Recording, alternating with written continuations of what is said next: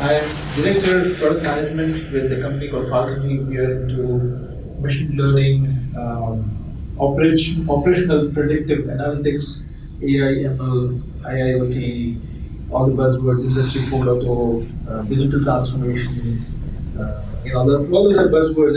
At the heart of it, all we do is uh, build software for industrial users and try to make their lives easier. I'm also a co-founder and doing the chief product officer kind of role, but it's all everything encompassing to get that harmony ink going on. I'm also an investor. I have done a couple of rounds angel investment, interestingly in Falkonry. So I'm the first angel investor at Falkonry, and then I decided to recoup my money by working there, right, and making sure that my money grows and it does not go down. And last but not least, I'm also an instructor at Product School.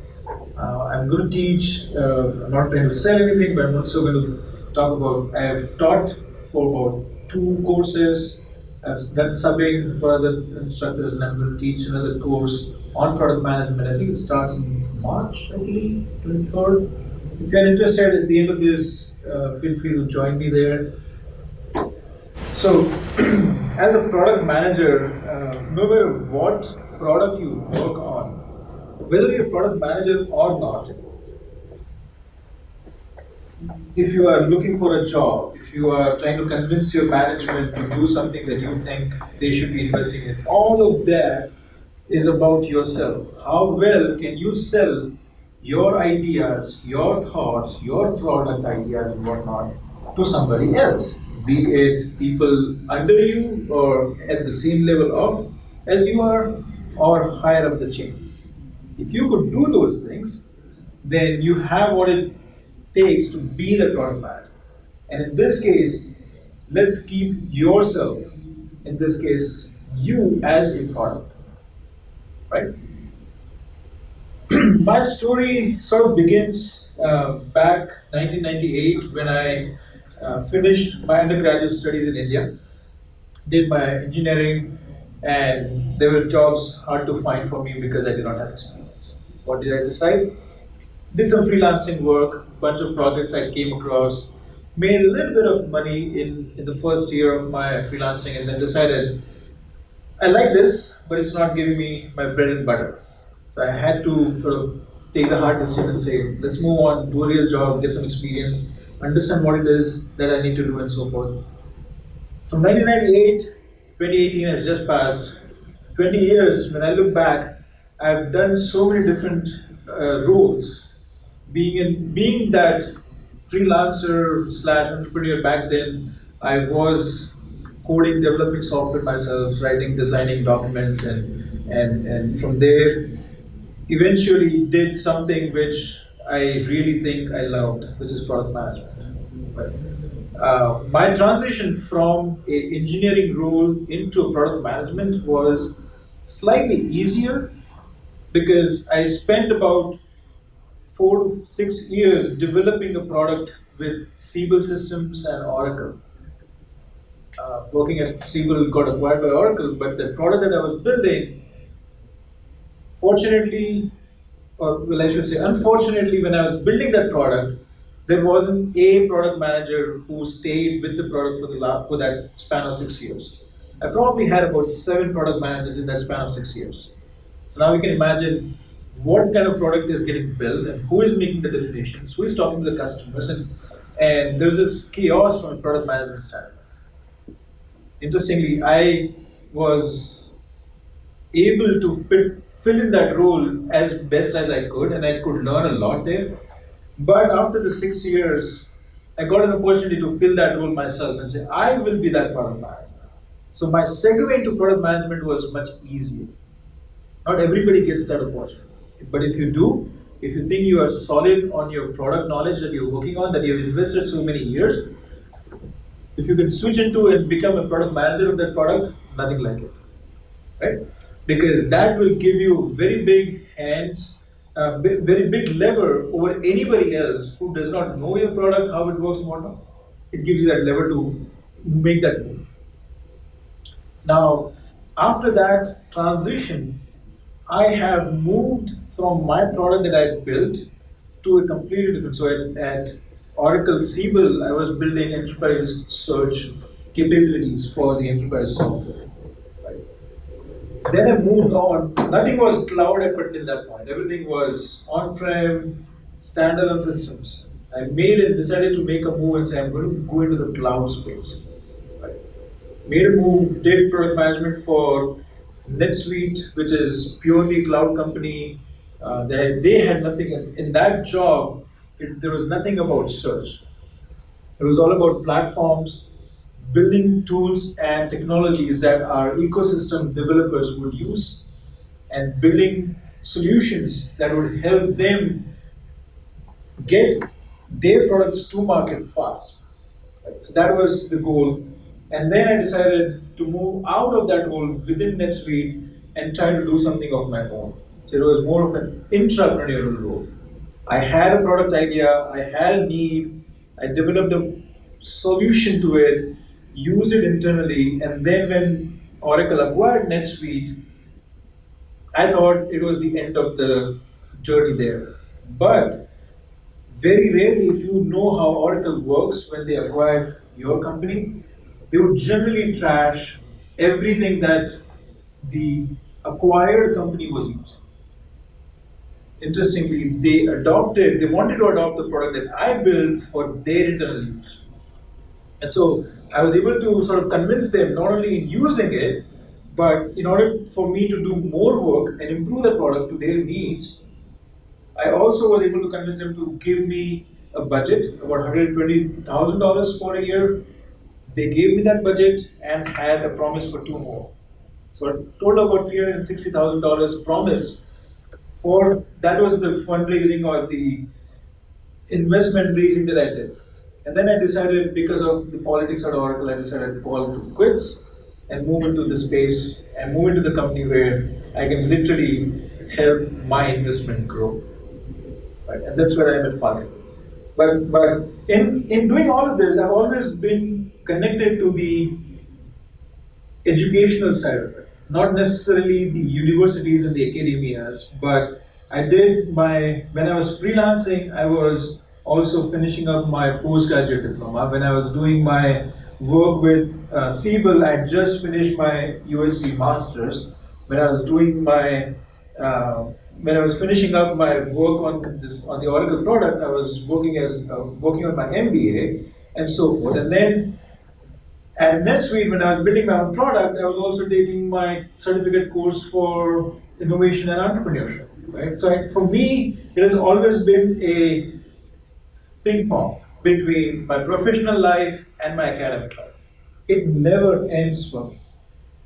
Now, after I finished my Stanford certificate course, I realized I'm not going to do more certifications or I'm not going to do more degrees. How do I keep connected to my academic side? And so I decided to reach out to product school. They gave me the platform and I now teach. I feel passionate about the work that I'm doing and I hope that I could infect, if not all, few of you to really strongly consider in thinking about doing your own product management gig, even if it is at your own current pace of work. What are the traits and attitudes that really makes you a good product manager? Any guesses? Generosity, okay. Empathy. Empathy, Customer focus, customer focus, communication, communication, storytelling. excellent, storytelling. Why? Because if you cannot tell me a story, stories are the ways in which information has been passed from one generation to the next. Storytelling makes it, if it's an interesting story that you tell, it keeps your audience engaged. It makes them remember those things that you've told them rather than having written or passed down in a really side conversation kind of a thing. Right? And even when you do, I'm sure, Coco, if you probably have experience you could share, But when you're an entrepreneur and you go to sell your stories or your ideas to VCs, they're not looking for a bland PowerPoint presentations of what you've done and what your PowerPoint skills are. But what they really want to know is what is your story? And how does that story live outside of that 1 hour, outside of 1 year to 10 years? Because if they want to invest and get a 10x multiple on their investment, they're probably looking for a longer term investment, right? And your story needs to have that. And as a product manager, if you cannot tell your story, it makes it that much more difficult. The next one is customer focused. If your story is is about the customer that you're trying to deliver some goods to. If you're going to give some value for that customer, then there is value for a lot of other stakeholders. If there is no value for a customer, you will not have a customer, you will not make revenues, you will not have the investments.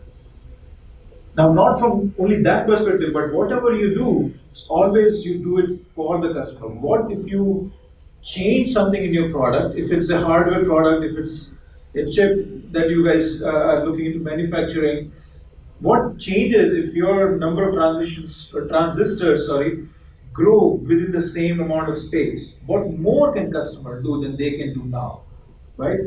And so that is always in your, it should always be in your thinking about why you are doing what you are doing. Right? What is the end goal? Is the end goal only to build a product and have magically customers discover it and adopt it? Or because there is a customer need that you want to do something? Has to be all of that decision that you make has to be data driven. Right? If you think so, after a certain point, you could rely on your gut and say, I think this is how things should be. But before you get your gut to tell you the right thing, you have to train yourself and train your gut in giving you the right intuition. That can come only from the data that you would see in your analysis that you would do, in the market research that you would do, in the usage of a similar product from how many customers you have, right? That will give you the insights. Think about, as an example, Uber and Lyft, right? They are competitors, but I don't know who came first, but whosoever came first saw that there are adopters in this market and we could do something similar because it is very unlikely that one single company can eat the entire pie. In fact, at the VCs, when you discuss and you identify your story and tell what is going on, if your slide on competitors is very slim, then it can hurt you. Why? Because there is nobody else that you're competing with. Does that mean that nobody else is out there in this space, or does that mean nobody wants to work in this space? There is no demand for it. Right? Having competitors, you could flip it up and say, it's not just us thinking this way. There are other people who are validating our thinking, and there are 10 competitors for us. Right? And you would never want to start with and say, oh, I want to get the 100% of the pie.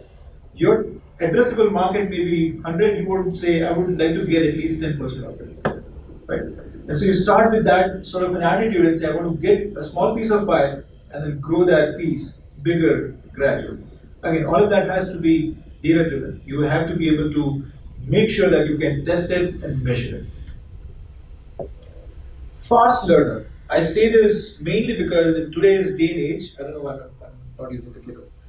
In today's day and age, especially here in the Silicon Valley, if you are not somebody who can learn fast, then it is going to be very difficult to survive and sustain your ways of doing things.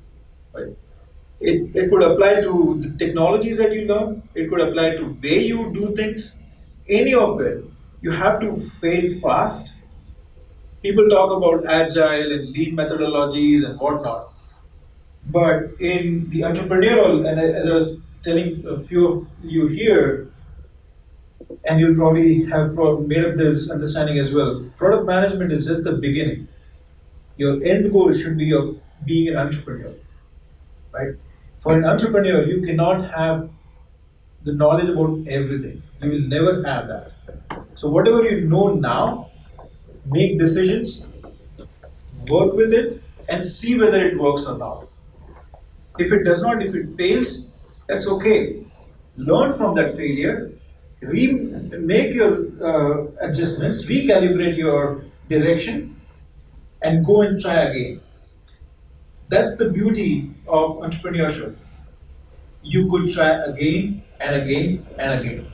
Yes, it takes away time, it takes away money, it takes away resources, but there's nothing better than that of believing in yourself, having the grit and the tenacity to be able to do that, even after failures. Network. Um, I probably am bad at this piece, but I'm trying to sort of, by doing more such webinars or seminars, doing instruction at product school and places, I'm trying to get into this network. Why? Because as you mentioned, you would like to learn from what other people are doing. Right? You could purchase books on Amazon and read books after books and stay in your bed and read books after books, but that's not going to cut it. You need to make connections so that you could learn from them and they can help you. Right? Entrepreneurship is not about going solo.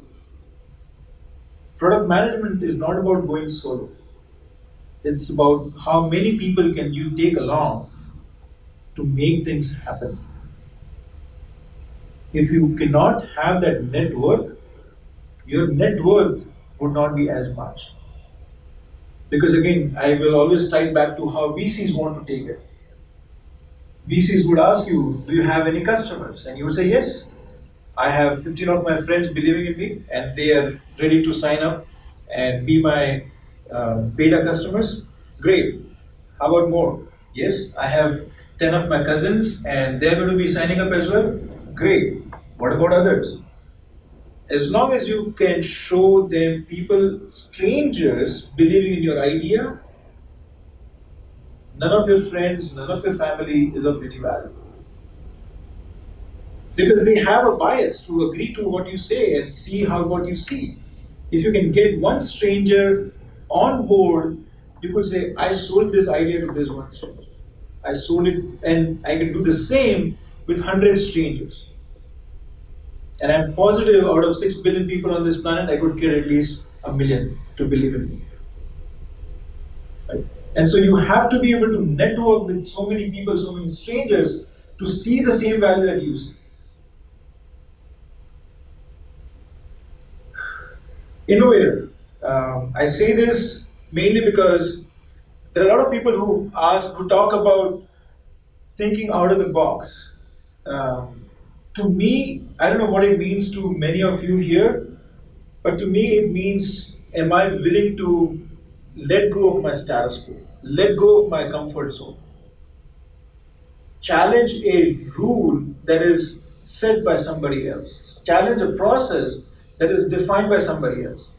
Not to make things worse, but if you have a process, it's working, again, collect your data and see what you could do better.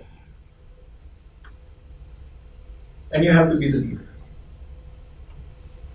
You have to take that lead. If you think you can do it, take the lead. Don't wait for others to take that lead. Again, the same applies to any business as well, right? If you think there is an opportunity, businesses would always want to go first to market, right? You guys must have heard about that. Who will get the first to market? The person who acts first and fast. If you can lead, the rest of the industry will have to continue to follow. It is rare to have examples like Google coming up with a search algorithm when there was always Yahoo and Lycos and so many other internet search engines out there. It is rare that companies like Apple could come from behind and take a lead the way they have. Right? It's not going to happen every time. And so you will have to fight for it and say, I know what I can do. I know what the product can do for customers. I want to take it forward first. You have to lead the way and show other people the same value so that they can see the value and invest in you, whether it is time from your engineering team, whether it is resources or monetary part of it, from your management, whatever it is. I believe this is the last sort of a trait or the attitude you have to be humble. Again, if this is what your team, you would want from your team to sort of stay humble and stay to the ground, because the more flowery things are, the more rosy things are, the less real it would be. Right? And you want people who would say, yes, I accept that was my fault and move on. An entrepreneur will generally never ask for a permission. They will do it, and if things don't go well, they'll apologize, agree, accept the mistake that they made, and move on. Why? Because if you're asking for permission, you are waiting for somebody else to take a decision on your behalf.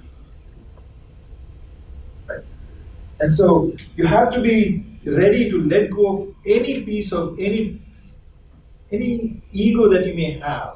Not saying that you have to, but you cannot have that ego saying, I am the only person who is the right one or the right thinker. Right? There are ideas about what there is one more. Dependable. If I can depend on you as a leader, if I can depend on you as somebody who believes what you want to get done, and you deliver, again from a customer standpoint, if you say something and you deliver, customer will give you a chance if something goes wrong. If your management sees you fail but you continue to deliver improvements, they'll say, okay, fine, I know that the guy is or the girl is working hard, let's give them one more chance. Because you're dependent. If the chance is given but you don't deliver anything, then that goes away.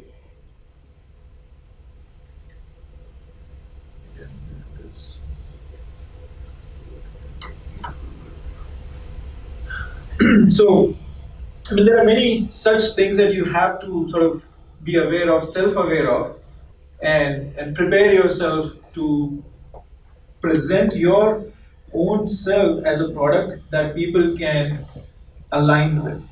Your thinking, your behaviors, all of it has to sort of align for people to see the value, people to go along with it. Right? Personal strategy, I want to sort of focus on how you should be thinking. It's something that I was telling earlier before we started, and that is if you are a person who has this influence on your peers, on your manager, on every detailed feature on every product that you manage, what is your circle of influence here? Right? You are a subject matter expert, right? And your circle of influence is very narrow. You are depth first person, right? You can influence and you can command the entire product the way you want it, but nobody else will know exactly what you do or why you do and how you do it. For you to be a product manager, I believe your strategy should be product breadth. Meaning, your circle of influence should be horizontal. Not just your team, but your peers needs to see the value that you bring to the table. Not just your peers, your manager's peers have to see the value that you add to whatever you do. If nothing else, the product breadth or the breadth strategy that works for your promotions, your next career growth, because I'm sure you guys have probably faced this when you are sort of nose deep into your own product and people don't know about it, your promotion or your chances of getting promotions are diminished. Because not many people can fight for you when there is a tug of war going on between whether I should promote you or him, right? I will find out how many people vote for you versus vote for him, and it's a decision made. If nobody can vote for you, then even though you are a great person, engineer, manager, whatever, this will cause, I should say, product breadth will cause you to gain that momentum, and convincing will become easier and easier. So try to be an influencer rather than just a subject matter expert. Show and tell. As I said, one of the key pieces of the way you want to present yourself is to identify your topics and tell a story. Show and tell is crucial, in my opinion. If you cannot, that makes it very difficult for the rest of it. Because imagine if you are a product breadth, you know everybody in your manager's circle, you talk to them, but when the time comes, you cannot explain them what you are trying to do, you cannot sell your ideas to them, they will eventually lose the interest and will not give you that second chance. Show and tell is crucial. Think now from a customer standpoint. You know your idea has a great potential, but talk to a stranger and try and see if that person sees the value, understands your story to believe in what you're trying to do. If you cannot do that, it is that much more difficult. Right? So, if you are from that sales background, if you are from that marketing background, somebody who likes to get up on the stage and talk, then it comes natural to you. But not everybody has that ability innate to themselves. Right? They have to cultivate that ability, bring out that best in the right moment, and it is all about show and tell. One of the exercises that I would suggest you guys do is whenever you are in an elevator, whether it is in your place of stay or place of work, if you get into an elevator with a stranger, you probably 15, maybe 30 seconds of time, strike a conversation. Take the lead, strike a conversation, and see if that person would engage with you in that topic, in that discussion. Again, when you become an entrepreneur, you will be giving a lot of elevator pitches, right?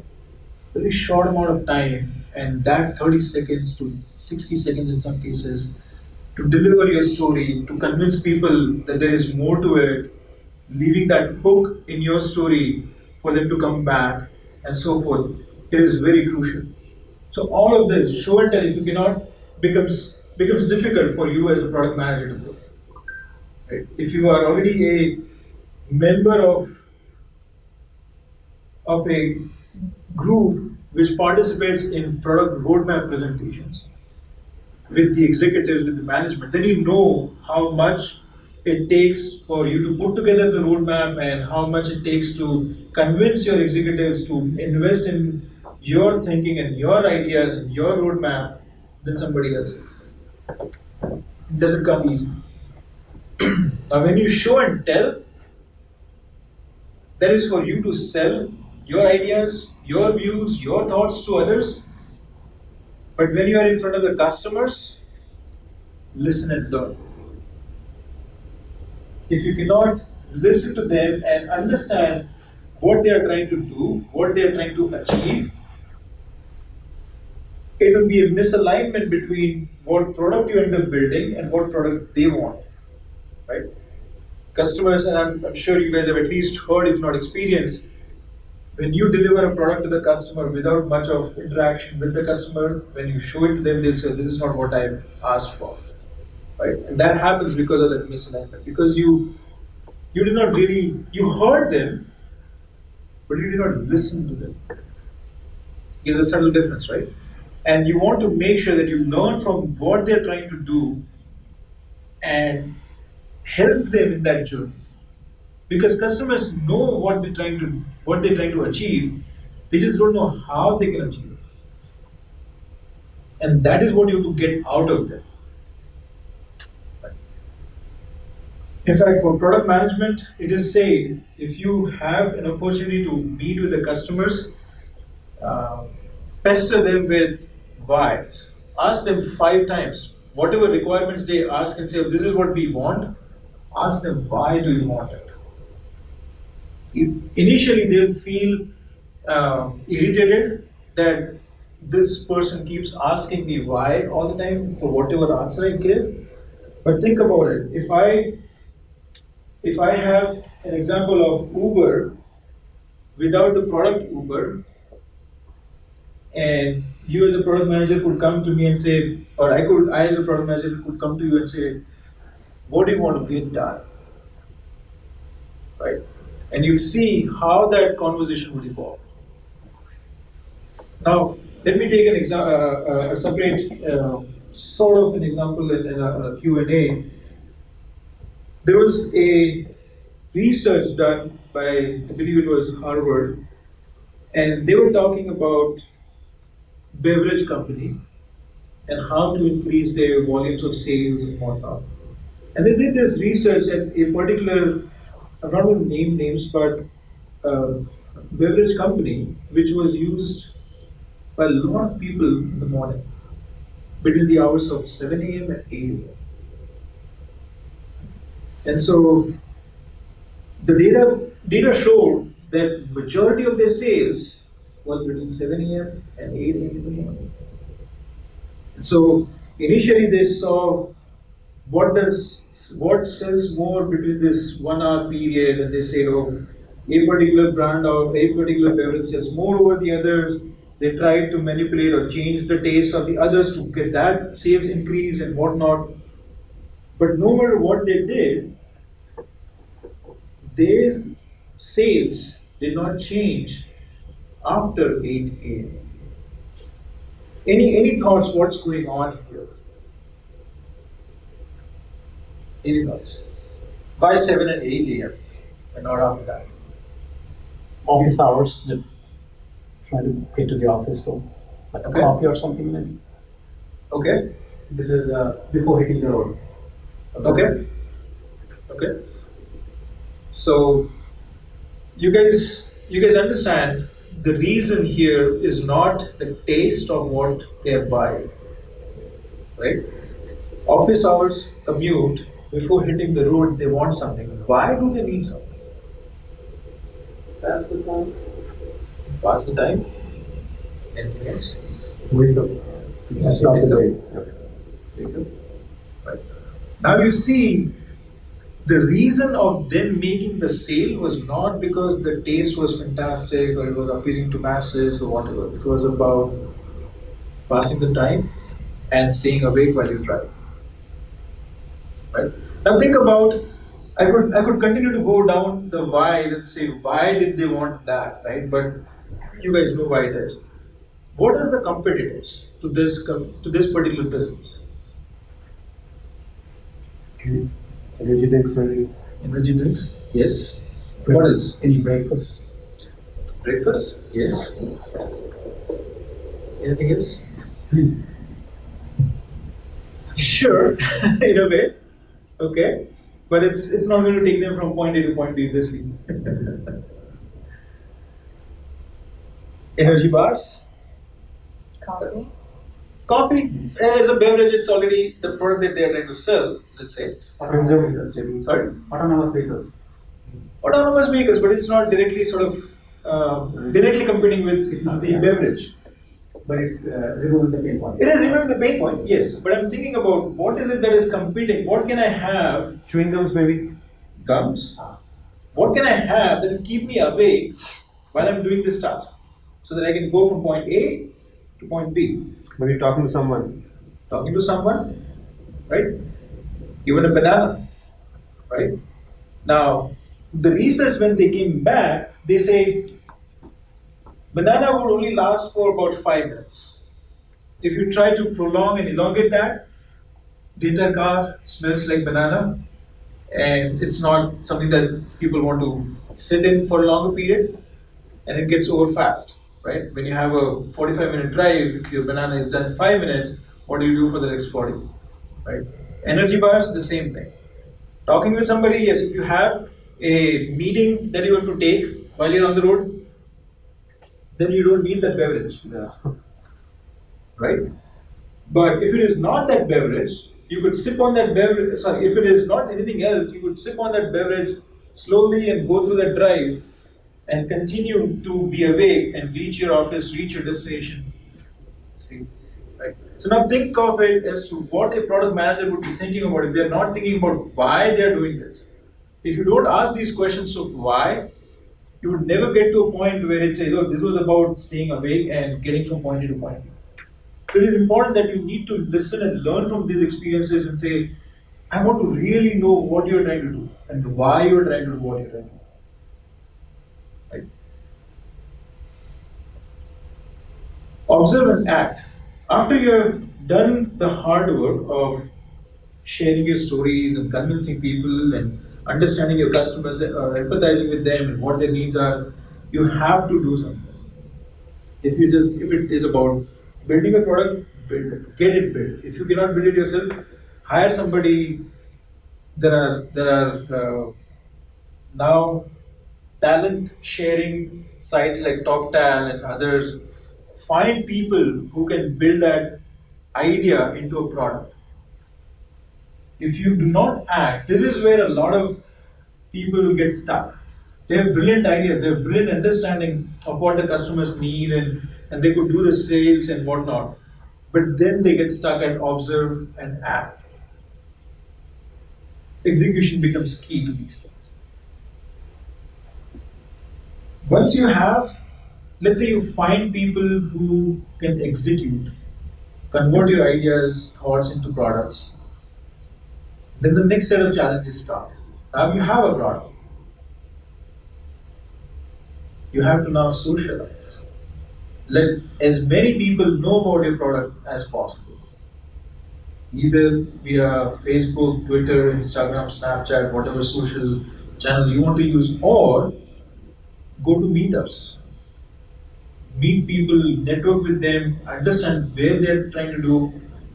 The old school way of doing it is bring in paid marketing and or paid users to use your product, collect their feedback, understand what is working, what is not working, and so forth. Right? Any of those things where you are engaging, interacting with others, and talking to them about what your product does, that is what you want to do. If you had done your listen and learn well before you act, before you acted and executed on your product, then you already have your beta customers.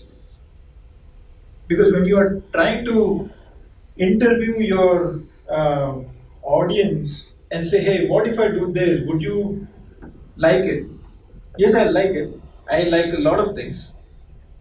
Would you use it if I were to give you that product? Yes, I'll use it, but I'll not pay. Okay, we can give you the product for free, beta customer. Give us your feedback. Would you be willing to do that for us? If that person says yes, you have your first beta customer before your product is even started to be built. Think about the value of having that listen and learn to have those beta customers before you have the product. At this point, you already have your customers ready to give you the feedback you need. If the feedback comes out negative, meaning you fail to deliver what the customers were asking for, learn fast, iterate over again, build another product, build another version, and go back to the same set of customers and see if it works this time. But share and grow. The more people, uh, when I started thinking about entrepreneurship early on, when I was doing my freelancing, I was not very social. I would not share my ideas or what I'm trying to build with others, thinking that they will steal my ideas. Right? People here in the Silicon Valley, you guys would probably know this already.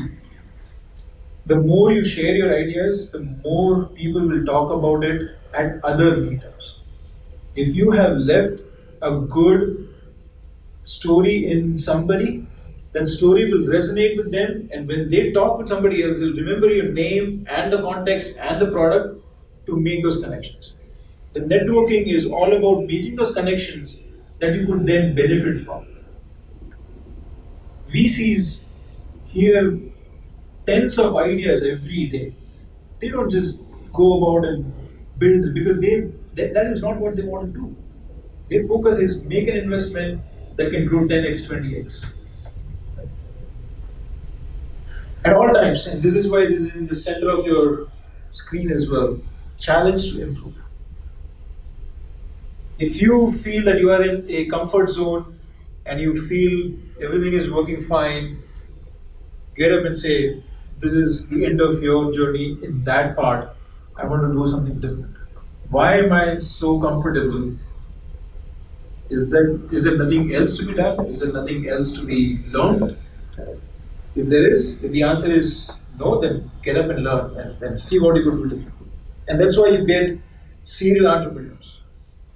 They build a product, they get the customers, they sell it, and then they don't go into the same domain to get their next entrepreneurial gig. They venture out into something else, right? And so you have to challenge yourself. You have already proved once, given a domain, you can deliver. All you have to do is now pick up another domain that you understand well and you could deliver.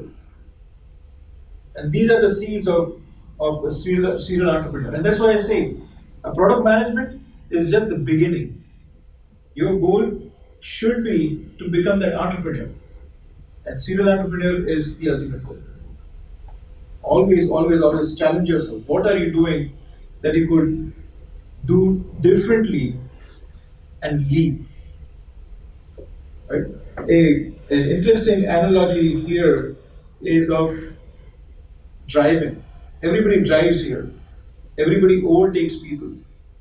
You will never be able to overtake the person in front of you if you stay behind in the same lane. You will have to challenge yourself and say, I want to change my lanes, and then try going ahead of it. Right? You will have to challenge you. If you stay in your comfort zone, I'm fine driving at 65, 70, no cop is going to call me, catch me up, follow me up. I'm fine, I'm not going to crash into anybody. Sure, you'll get from point A to point B, unless you took that challenge and say, I want to try and see if I will go ahead of it. Right? You have to challenge. Stay open to critique. Many a times, again, going back to VCs and investors and customers and users, they will not always like what you think, what you say. They will say, oh, what about this, but I don't like to use it this way or that way. Stay open to critique, not just listening to it and not uh, responding to them in a different tone, but seriously, stay open to critique. Maybe that is how the product should be, not how I think the product should be. Let me talk to 5 different people. If out of 5, 4 of them say it should be different, then maybe it should be different. Or maybe that is what you want to build because that is what will sell. Not because it is the right thing to do, according to you, because it is what the market is demanding out of you, out of the product.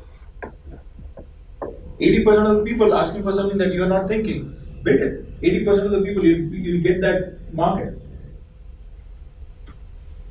As I said earlier, and as we go towards the end, stay humble at all points with customers, with users, with management, with peers, with your engineering team, whosoever it is. Leave the ego out of the room. Even though you have years and years of experience in a particular domain, listen to people who have less amount of experience. Why? Because they will add a new dimension to your thinking. Remember these words, and I remember this myself. What Steve Jobs once said is, we hire bright talent not because we can tell them what to do, but because they can tell us what to do. If you need donkeys to just do the donkey work, then you don't need to get the best of the best from the best of the best universities. If you are going to Stanfords and Harvards and USCs and Berkeleys, then let them guide you what we should do. If you can let go of that ego and say, sure, I will learn from people, that will get you a much further distance than it is. If you guys have heard of this organization called IDEO, it is something that came out of Stanford University. When you go home, look that up. You'll find a bunch of videos and articles and stuff. In one of the experiments that they did back in 1999, they showed the variety of people, the diversity which people get hung up on here in the valley. That we want diversity, and in the name of diversity, they say we'll go 50% male, 50% female, and they stop there. Sometimes they go to say we'll have 50% whites and 50% blacks and browns, whatever. Diversity should not stop there. Diversity should include. I don't only want engineers in my team. I want psychologists. I want designers, people who think graphics, people who think sales, marketing. All of those are people that you will have to work with, and they bring a very different perspective. I mean, Paras here, sorry I'm picking on you, but he changed his domain from a Intel person into a finance world, right? Think about why people would want somebody with that kind of a background. Maybe one, their financials, their investments are in that domain of hardware. Maybe not. He could bring something that they have not seen before, a new perspective that will add to the value that you bring to the table. That solution, that out of the box thinking we were talking about, will come when you have somebody out of the box in your team.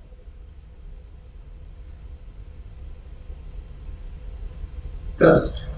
As I said, as an entrepreneur, do the things, and if it fails, apologize. Have that trust that everybody else in your team will do the same. Trust them that they are going to do the best for the company, for the product, for the customer. If it fails, it was not because they had a ill or malintent. It's just that what they thought, what their hypothesis was at the beginning, did not work out.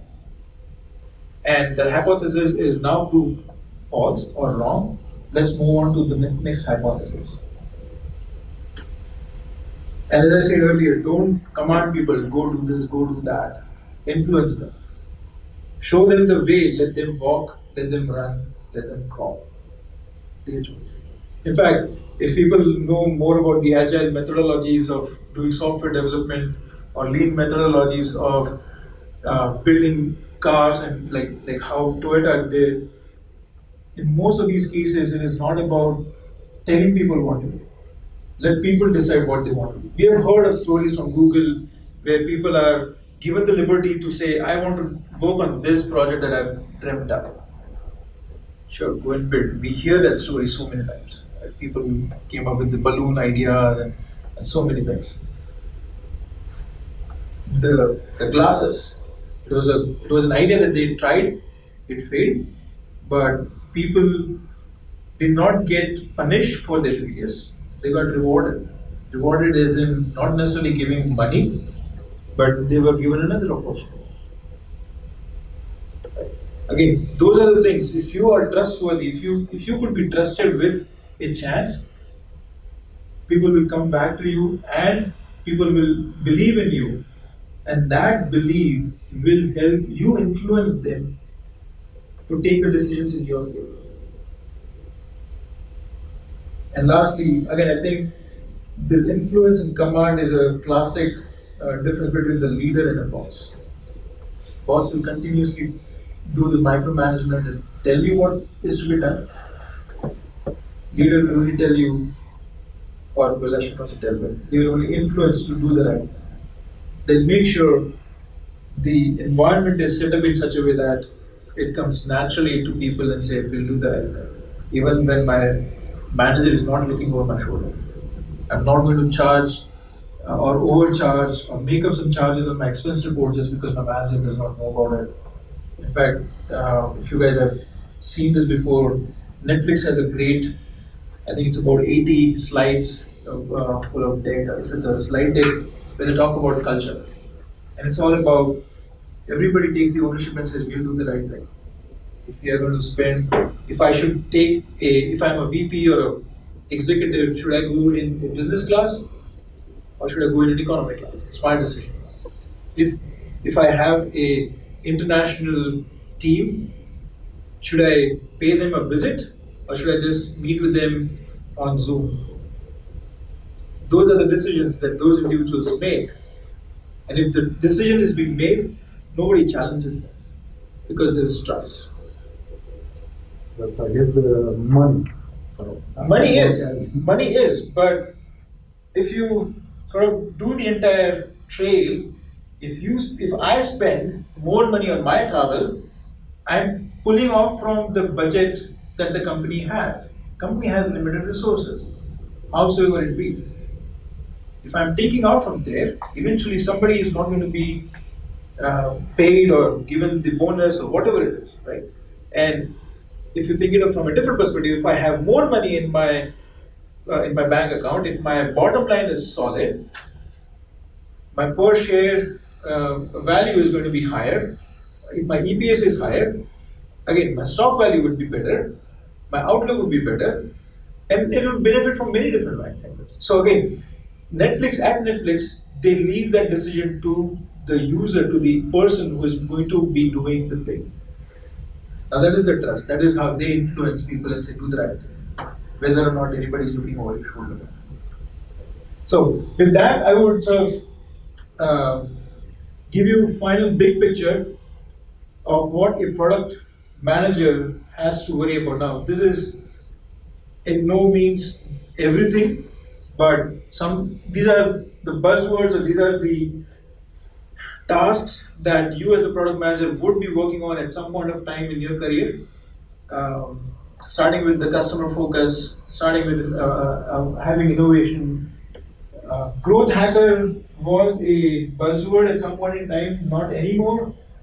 Design thinking is still very much valid. If you've not heard of that before, I really encourage you to sort of do a little bit of a Google and see where you have done something similar, because it will connect with the customer empathy, iteration over learnings, and so forth. Prototyping is another big tool for you to be able to convince your customers. If you don't have a product ready, but if you have a prototype ready that you could show, makes your storytelling easier, right? And so this is sort of the big picture that you should keep in mind. Now, let me also keep this clear. A role of product manager is about being able to do everything and anything that will get your product out there. If it means you are less on engineering resource and you could code or you could design your chips or do something that would be in this right direction, do it. If it means you are a small company, you don't have a marketing budget or a marketing team, step up and do the marketing job for yourself. If it means you do not have a QA, you do not have anybody to write your automations and regression testing, do it yourself. Be ready to do anything and everything that is aligned with the success of the product. How I like to put it is, it's a all-encompassing role. You have to be the janitor if need be. Because again, if it is aligned to what you're getting to and where you want to get to, that is what you want to do. So there's one thing I want to ask everyone here. Everybody has heard, I presume, if not, let me know. Minimum viable product. Where is MVP here? Somewhere in this. Right over there. Below customer. Below customer, exactly. So, everybody have heard of MVP? Yeah. Can one of or a few of you give me some examples of an MVP? Sure. Not super good at this, but I think it's about like how to go to market as soon as possible. It's Okay. about like first mover and how to grab real data. Okay. It's about like testing and measurements Okay. and A/B testing. Could be. So these are all the good things about that you do with an MVP, right? You build that MVP and check with the customer, does this meet your needs? Yes. We build new next features? No. we refine our features and go back and so forth, right? So that's all A/B testing, market research, first mover because you're first there before the customer. They have your product in mind and so forth. But as an example, what could be an example of an MVP? But the first feature, the minimalistic feature that you want to build and go to the market, get the feedback from the customer, Example? come back and do the iteration. Sure. As an example? Be the first iPhone, I would say. Okay. It has a minimal megapixel camera, the Right. minimalistic feature, minimal apps. Okay. But again, Anything with else? the customer. Any other example? Yeah, like this when first Snapchat came out, where there's only one key function, which is like you send a picture and the picture will disappear. Beautiful. Anything else? All things like WhatsApp can be the one. Okay. So all apps today, all apps primarily works in the agile mode. So agile primarily means that you build something which is ready to ship, be it the minimum feature, be Sure. it the basic feature, and then go. Sure. So let me ask you, in the interest of time and leaving you guys time for Q&A, a few questions real quick. Where did Agile come from, or how old is Agile as a concept? Sorry? 15 years. Okay. Maybe 90s, that's it's primarily been used in Okay. IT environment. Okay. So Second question, how many of you here are parents? 3. Okay. The classic example for, I want you to remember this, is an example of an MVP is your newborn baby. Your newborn baby is the minimum viable product that is released out there. Every day, as the time goes on, you nurture that baby, you take care of that baby, you put in new values, you teach them new things, new skills, and you upgrade your baby every day to become an 18-year-old adult to make the decisions of themselves. Right? You will never have an 18-year-old taking a birth, but you'll start from a point where the baby can live on its own and survive. So that over a period of time it will grow to a baby which is more mature. Now put any product in place of that baby, and that is your minimum viable product. That is how the nature is. That is how old Agile is.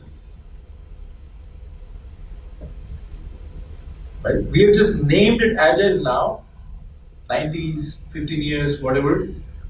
But that is how nature is. It does not do waterfall. It does Agile in everything it does. Even the biggest of the storm, biggest of the hurricanes, cannot be built overnight. It takes weeks for that hurricane power to be built before it gets delivered. So that is how I want you guys to sort of think about an MVP and relate to whatever you do in the real world. I'm open to questions. for design thinking, extending the MVP idea. I took a few design thinking classes in Stanford, Delhi school. Yes. The ideas behind that is the same thing. They build working towards an MVP. So whatever goes beyond before MVP is all the thinking process and out of box thinking. Thinking in a not a normal way, but why? Think about the why customers. And Yes. those are the things I noticed. So Sure. But then design thinking also, so it starts at an empathy level. To first know what the customer wants, why do they want what they want, and so forth. And then once you have that knowledge, you sort of assimilate all of that and prioritize, and then build something to figure out what will be that product look like. Right? Whether if it's a mouse or a clicker, you don't have to have the actual hardware there, but if you could just create some sort of a tool, maybe a candlestick or something, and say this is how the clicker should be, and then we'll build towards that and so forth. Right? That model, like even if you think of a construction, multi-story building, it has its own model first. That model will be shown up as an MVP. That this is how the building would look like when it is ready and so forth. And then you would say, oh no, but then I don't like this glass coverings on here, or I don't like this shape, or what X, Y, and Z. And then you improve upon it before you start doing any of the work. Right? And then when you start building it and say, okay, here is our ground, here is our foundation, and then you take the different feedback that people give, and so again. In civil, it becomes difficult because then you have to redesign in a waterfall model to redesign your architecture and so forth. So it's not a great example, but it is iteratively built. You get some understanding, you build it, take it back to the customer and say, check with them, is this what you wanted? Yes, fine. Now move on to the next one. No, let's go back.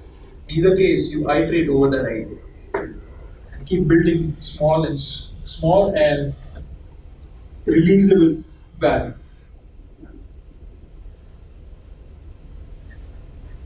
Um, in terms of iterations, how many customers do you need to verify? More than merrier. The reason I say is, at the end of it, it's your decision whether you want to change your product for 20% of the feedback or the 80% of the feedback. Right? But the more feedback you have, it will help you in your data-driven decision making. On the data-driven, if you're trying to open a new market, there is no very little data. Agreed.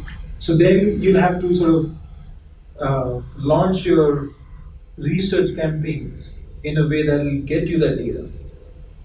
Right? Either it could be with a prototype, right? Or it could be a minimum viable product that you already built and say, this is what I'm going to take it out. And then take it from there, get all the feedback that you could. Or, I mean, the lesser you talk, or less people that you talk to, you'll have feedback. But are those the only kind of customers you want to sell your product to? Going back to the Uber example, Uber would not, I mean, it would be wrong for Uber to say, I'm only going to do my research with 18-year-olds. Right? The Uber has customers and users who are 60-year-olds. If Uber says, I'm only going to do research in San Francisco region, well, that's a great start. But once they understand the mechanics and the politics and everything about San Francisco, they could say, I'm going to go into the larger Bay Area, and then that growth has to be sort of logarithmic. You cannot say, I'm going to research San Francisco, then I'm going to research the peninsula, then I'm going to research South Bay, and then I'm going to research Gilroy. You have to have an exponential logarithmic sort of a reach. You start with one, you grow bigger, and then say, I'm going to grow into multiple states and then the entire country, and then the world. Right? That way, you could really quickly get more and more people interested in your activity. Again, same thing happened with Facebook, if you remember the story. They started with their own university, fewer people to use it, and then they grew with different universities. And then they realized there's a lot of value, people are adopting it. Scale fast.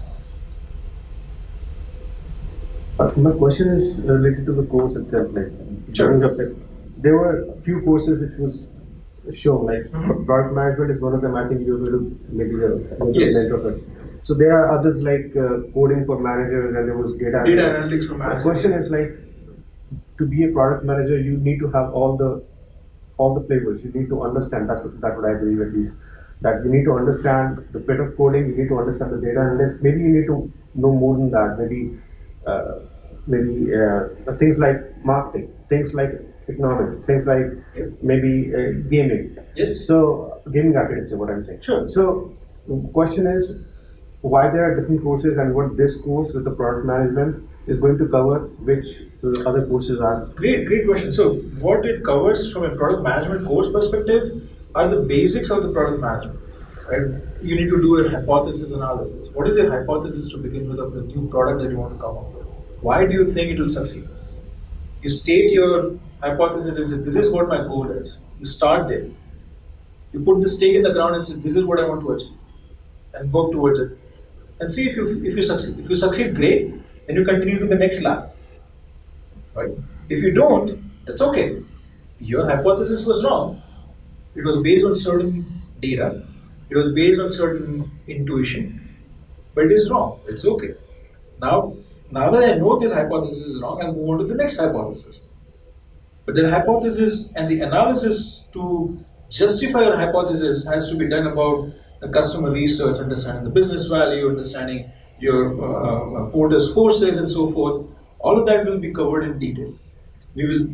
That's where you sort of get to pick a product or a concept of your own thing, of your own liking, and you work on that as your curriculum project, right? Other courses are, while as a product manager, the more you know, the better it is. You have to be jack of all trades. You don't have to be master of all. If you understand how blockchain works, if the time is right, if the product is right, you could connect the dots and say, this product, I want to use that technology. Why? Because it has A, B, C, D as advantages. Right? I could come back and say, I want to do AWS versus I want to do Azure or something else. But again, knowing about it, what the capabilities are, you will be able to take a decision. You will never have, as I said earlier, you will never have full understanding or full knowledge. You will have whatever you have, whatever you know. With that knowledge, you'll have to make a decision and stand by it. I, as a product manager, would never criticize somebody else's decision. Why? Because it was a decision made at that point in time. It may not be right, or I should not say right, it may not be valid now because the circumstances have changed, the environment has changed, the technologies have changed. That does not make the decision wrong. So you have to reevaluate your decisions as things evolve. Your decisions should evolve, and that's where you start with an hypothesis. If it falls on its face, fine, make another one. Make a more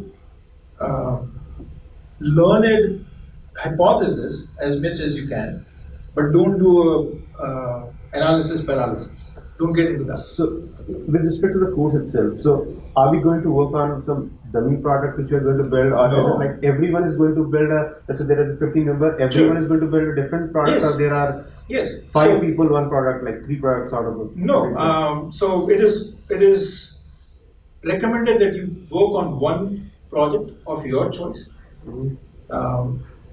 Let me answer answer your question with my question. Where do you work? Apple. Apple. Your competitor, let's say, put it as Samsung, Yeah. right? Now, if you think Samsung has something, Apple does not, and you say, I want to build that in Apple products, right? Or, for whatever reason, you say you want to go and work with Samsung. You want to switch jobs, you think you have a better chance of becoming a product manager there. Pick up something that you think Samsung should be doing differently, which will give you an opportunity to learn about what Samsung does and why they do and what the competitors are and so on and so forth. So that when you go there and apply for a job, you know how their thinking is, you know who their competitors are, you know what their balance sheet looks like and their financial strengths and weaknesses and so forth. Use this as an opportunity to build a product or a project that will help you get to that transition job faster. If you want to transition within Apple, pick up a sister team and say, this is what they are doing, I think this is how they should do. In my previous class that I've taught, I had somebody at Netflix in a customer support. And his project was how can he improve the customer support for the growing international market and so forth. There was another one in a security company, and his project was very small about how to improve the onboarding, the customer onboarding experience. It was nothing great, but that experience of going through the rigor and iterating on and changing and your hypothesis, re-evaluating and so forth, that helps you think about what you have to do as a real product manager. Right? You will not use the same tools that we discuss in a real product management job, because by then it is expected that you have all that understanding and you've gathered all the data that you need to make those decisions. Right? So it is really recommended that you do a project of your choice. If you have somebody else share the same passion, I would still recommend let them do their way of working. So it's going to be a product, not the project. Right? So we are going to build or enhance a product it's not a project we are going to do, it's a product. Product in the sense like, let's say take any example, maybe the app. WhatsApp. So let's say WhatsApp. Sure. So WhatsApp, how I can improve WhatsApp, that's going to be the product of mine where I can say that, okay, let me include something, a tagging of a friend, or maybe Sure. any feature, let's say, any feature. Yeah. So is that something which we are going to learn as a part of this Yes. exercise? Yes. So let's say on this example of WhatsApp, you would come up with 15 different features that you want to improve the product. But you will play the role of the product manager for the WhatsApp product and say, here are my list of features. You do whatever analysis that you want to do, talk to people, talk to customers, and then say, here is my priority. Right? Once you have the priority, you put it on a roadmap, identify how that evolves over time, and we'll stop there. We'll not build those features and functionalities. And now, if you have access to people who could build it at work, go and influence them and say, hey, this is what I think we should build. So this course will give us the tools to prioritize the things, to say that, okay, this is the best decision we can make out of the 15 one, so that we can tell our story in a better way to the management. Okay, out of 15, I'm going to talk about only these three, and this is the reason why. Maybe I have a data backing up. Yes. Maybe I have the customer feedback. So my question is, this course is going to enable us, Yes. or enable the class to make those informative decisions. Am I Yes. correct in that? Yes, absolutely. You're right on. Yes. May I ask you a question? Sure, of About course. very straightforward, like how to actually land a job in product management. How to? How to land a job? How to secure a job? So we would, as part of the course, as part of the course that I teach, I start my first lecture with a paper copy of your resume, and then we do another round of resume check midway through it, and then in fact the last class that we have, the 8th class, is where we would then redo another round of a paper resume just to scribble out things and see how your resume has changed over the 8 weeks of time, to see the value of what you've done and presenting yourself as a product manager. Right? We will do mock interviews. I, for one, would encourage, if people are actively interviewing for product management, to come and share their experience of interviews. I had one guy who worked at Facebook, and he was already at a director level, but he wanted to make a transition to product management, and he would give interviews every week. So every week we would have a new story with a new team inside Facebook, what questions they asked, what answers he gave, where he could have done differently, and so on and so forth. Right? So all of those are things that we would discuss, not just the tools and techniques of doing product management. So added to this, like, because the title of this session was like how to move from technical to the product management. So Yes. primarily, I believe that most of us are from technical background. So within 8 weeks, I just want to understand like how you're going to like march it into the product management domain from core technical one. That's Now, pretty fascinating. and I have an answer, but it'll take an 8 week. But that is what the beauty of the class is. We'll walk you through individual aspects of doing the work right, and guide you through, identify how things could be done differently, right? And then that is the rigor of 8 weeks. And the first 4 weeks are, I would say, the heavy lifting, where we give it a lot of theory. The next 4 weeks are more of getting you to refine and revise and work on your projects and so forth. But again, it does not mean that your project starts at the 5th week. Your project starts at the 1st week itself.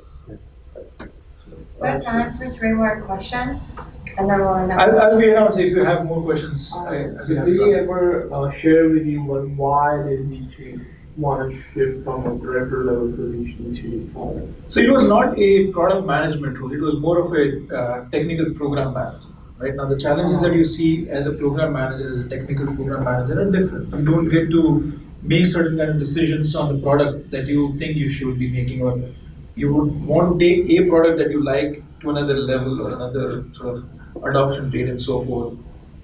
And he is more interested. I mean, he's also an investor. He has his own syndicate of people that he works with and makes investments in blockchain and cryptocurrencies and so forth. But then he also wants to build certain products. And so he sees value on both sides, and he thinks he could do much better knowing the industry, knowing the possibilities that you could come up with a product that could have a market out there.